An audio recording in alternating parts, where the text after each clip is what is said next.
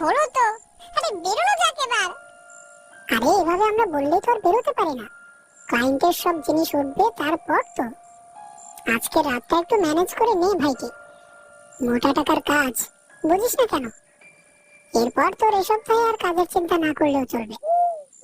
সে তো কখন থেকে তুলেই যাচ্ছে, রাত হয়ে এলো, এখন অবধি শেষ হলো না। হ্যাঁ, পুরো রাত আবার লরিতে কাটাতে হবে আজও। ধুর।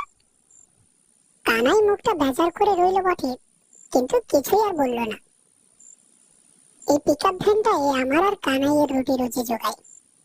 গ্রামের মাছের আড়ত থেকে মাছ তুলে নিয়ে পাতা পুকুরে সাপ্লাই দেওয়ার কথা আছে। জিনিসের পরিমাণ যেমন ভালো, তেমনই টাকাও ভালোই পাচ্ছে।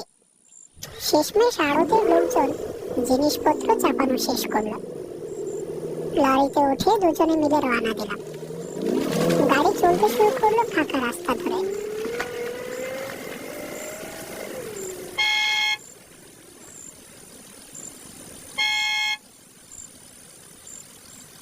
হ্যাঁ রে কানাই, আজ গাড়ি লোড করতে করতে অনেক রাত হয়ে গেল। শীতের রাত, কুয়াশাও বেশ ভালোই পড়েছে আজকে। যতই এগোচ্ছি কুয়াশা তো আরো গাঢ় হচ্ছে রে। রতনদা, এই তো দেখছি কুয়াশায় কিছুই বোঝা যাচ্ছে না গো।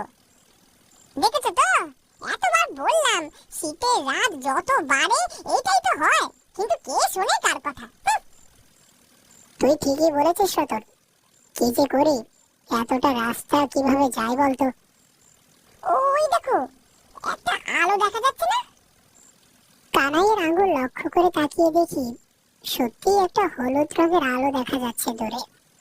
আলোটা লক্ষ্য করে এগিয়ে গিয়ে দেখি একটা ভাতের হোটেল।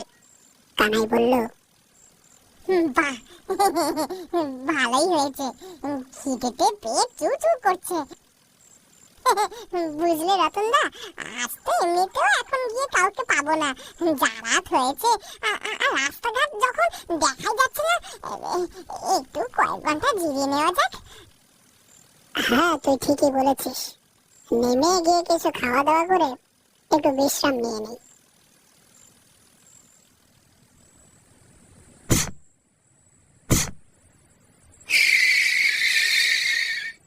আর খালি একটা বেঞ্চে দূরে একজন লোক বসে রয়েছে। হোটেলের সেই লোকটিকে ঘুম থেকে উঠালাম। বললাম, দাদা, ও দাদা, বলছি খাবার মেনুতে কি কি আছে? সবই পাবেন, শুধু একটু বসতে হবে। সে ঠিক আছে, আমাদের তেমন তাড়া নেই, একটু জম্বেশ করে রুটি মাংস বানিয়ে দিন দেখি, আর আপাতত আমাদের 2 কাপ চা দিন। কানাই আর আমি চা নিয়ে একটু বসে জুত করে চায়ে চুমুক দিতে যাব, হঠাৎ দেখি সেই অন্য টেবিলে বসে থাকা লোকটা কেমন ড্যাব ড্যাব করে আমাদের দিকে তাকিয়ে আছে। কেমন একটা অস্বস্তি ঠেকলো। অতটা পাত্তা না দিয়ে আবারও চা খেতে শুরু করলাম। এমন সময় লোকটা তার নিজের জায়গা থেকে উঠে এসে আমাদের টেবিলে এসে বসলো। বলল, কি দাদা, দূরপাল্লার ট্রাক চালানো হয় মনে হচ্ছে।